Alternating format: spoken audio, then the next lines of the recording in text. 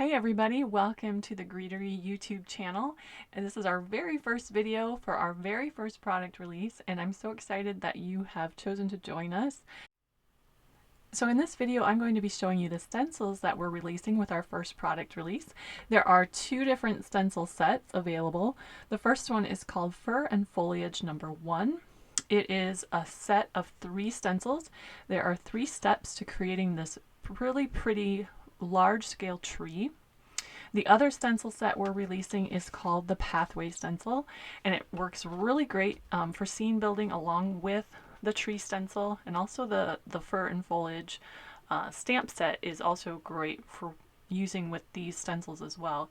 So the Pathway stencil is just a single stencil, but there is a little added benefit to you will also get the solid portion of the pathway. It will come actually tabbed in to the stencil, and you can snip it out so that you can use both this solid piece as a mask, and then you can also use, of course, the open part of the stencil. So lots of options there. So let me show you just a few different ways that I used these stencils on some projects. The first one here I'll show you, these work really well combined with the stamp set that we're releasing, also the hand-in-hand set. So they're really great for scene building. You can see here I used both the Pathway stencil and the Fur and Foliage tree stencil. I also combined it with the Fur and Foliage tree stamps. So it really is fun for building different kinds of scenes. You don't have to use the whole tree. You can use just part of the tree. So if you want to just kind of stencil some branches around the edges of your card, that works great for that as well.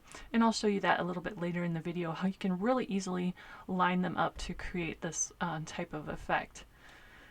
You can also use them to create like a snowy scene. Here I just used the trunk and branches along with the detail portion of the tree with an embossing paste to give this snowy effect. And of course, using them on craft cardstock is great for more masculine projects. Here I combined the man and the boy for a really pretty Father's Day card using the Pathway and again the Fur and Foliage stencil. Alright, so let's see these stencils in action. I'm going to start off by stenciling the 3-step Fur and Foliage, number 1. One other thing about our stencils is they have engraving along the bottom with our brand name and also the name of the stencil. So that's great for helping you identify them, and it's also great for helping with orientation. So you can make sure that all of your stencils are facing the right direction or the same direction. So I'm just going to use some Distress Oxide inks, and I have these little finger sponges which I just love. I have a whole set of them. I have one for every color of oxide ink that I have, and I got them on Amazon. They have this great little case, and so I'm just going to go ahead and start sponging the tree trunk and branches. And you can see the overall size of the stencil is 4 1/4 by 5 1/2. So it's a full A2 card. And of course, if you're going to stencil it right smack dab in the center of a card front, it's super easy. But I'll show you how you can line it up if you want to use it off to the side or just create a partial tree. I'll show you that in a little bit too. So the second step is this one, which is kind of the main portion of the leaves and tree top. Now there are some kind of fine areas on this stencil, and so you're going to want to use a little bit of care when you stencil over them. Some of these little sections here.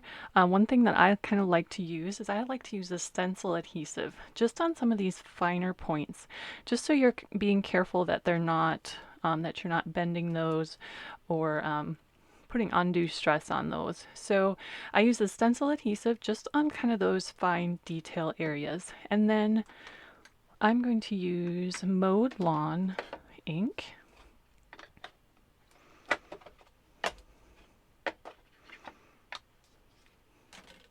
And then when I'm stenciling, I'm just going to make sure that I'm going kind of along the same direction as those fine points. So I'm not brushing against them necessarily, just kind of going along the same direction of those fine points of that stencil. And also that adhesive really helps to just tack those down just a little bit and makes it a little bit easier.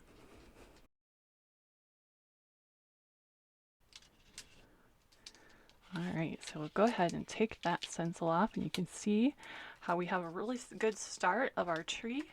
And then we're just going to go ahead and add the detailed portion, which really just adds some depth and some definition to some of those leaf areas.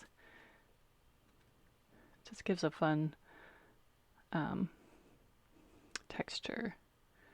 And you can see here where I'm going to line that up with the previous step. Use some Lucky Clover ink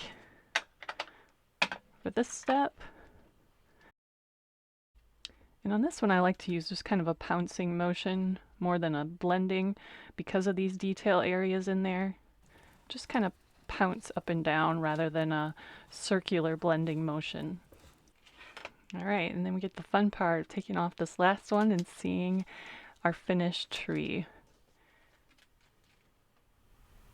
So next I'd like to show you how to use the stencils and how to line them up if you're not stenciling a tree directly in the center of your card, which more than likely you're probably not doing that very often. More than likely you're going to want to stencil a tree on one side or the other, kind of off to the side.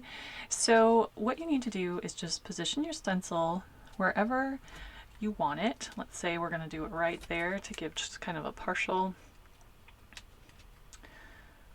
tree there. Then you're just going to want to take a pencil and give yourself a couple marks. I like to mark on both edges, and then I also like to mark the corner. Then just go ahead and stencil your first step, just like usual.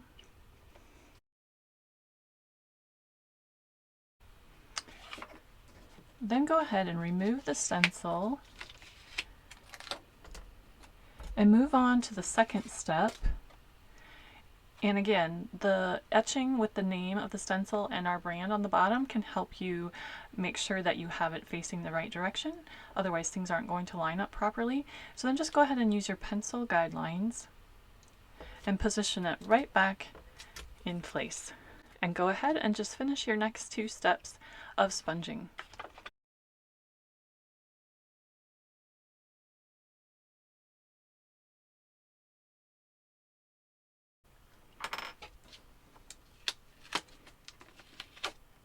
And there you can see we have a neatly stenciled tree and all the layers line up.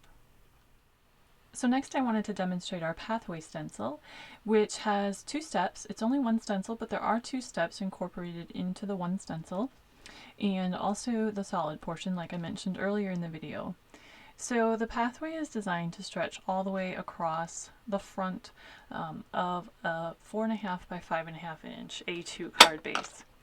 And I like to start by stenciling the solid portion, and you can go ahead and add a little bit of washi tape to hold everything in place while you're stenciling. So I like to start with the solid portion of the pathway.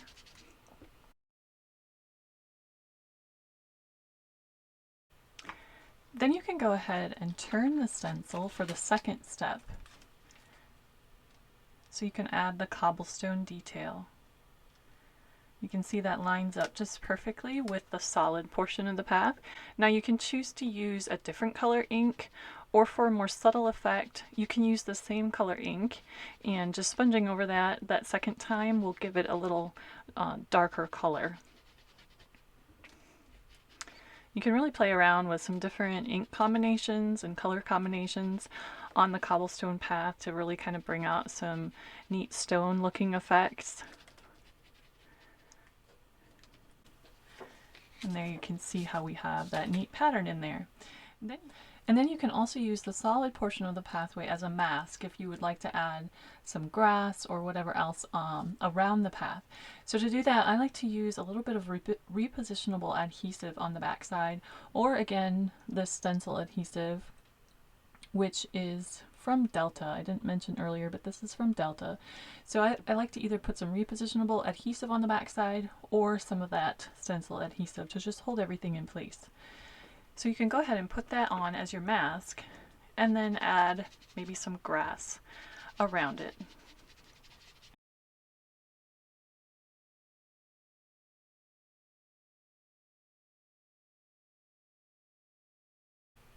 So that is a few different ways to use the stencils that we're releasing with our very first product release here at the Greetery. I hope you enjoyed this video and thanks for watching.